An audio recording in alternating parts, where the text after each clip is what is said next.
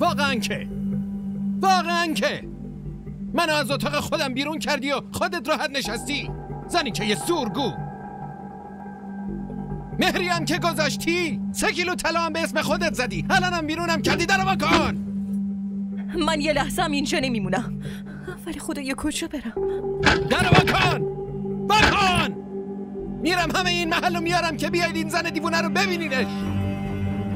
حتی میرم بزرگا و آخوندهای شهر رو جمع میکنم و میگم ببینید این همون زنیه که عقد میکنه و اموال شوهرشو برمیداره و قصر در میره. نه نمیتونم خونه این مامان برم. اول باید به حساب راضیه برسم.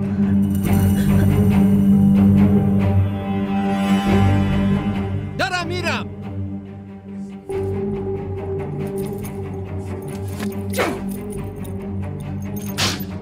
الان پلیس میاد در رو با میکنه. حالا میبینی. دیگه چیزی برای نگرانی نیست. تیمور حواسش به همه چی هست. آدم فهمیده ایه. هرچند سخته ولی تا الان از تیمور خوشش اومده. خوبه، پس جای نگرانی نیست دیگه. آره.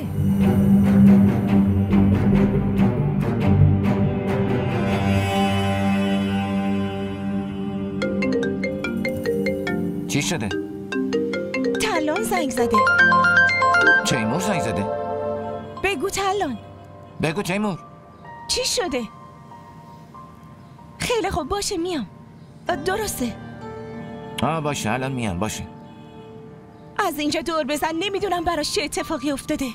خیلی خوب باشه دور میزنم.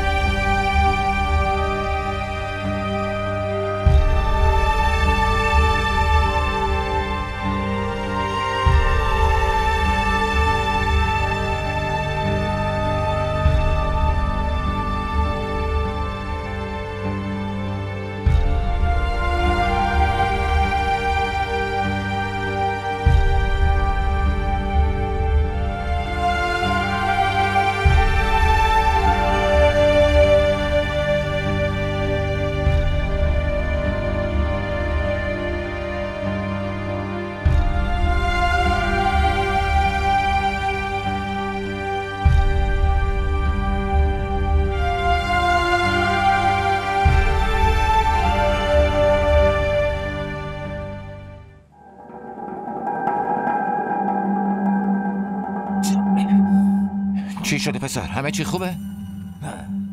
چی شده؟ برو این دوستتو جمع برو ببین کن. چه خبره. برو. ترلان منم راضیه، درو باز کن. ترلان تو رو خدا درو باز کن. درو وا کن ترلان. ترلان بهت میگم درو باز کن.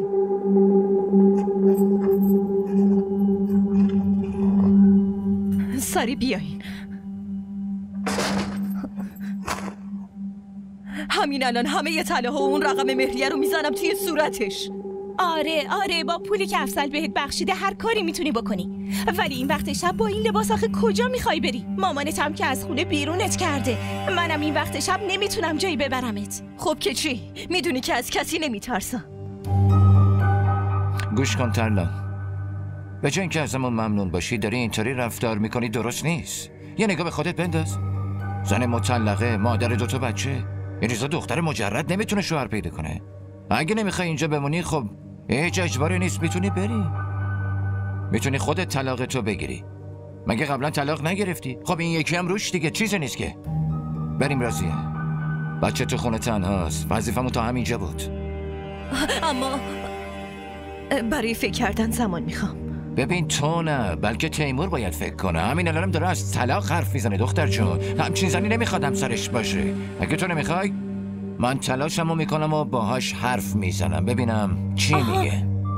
آره تو باهاش حرف بزن. ترلان اون قدام احمق نیست مگه نه ترلان؟ خیلی خب تو مراقبش باش، من میرم اینور.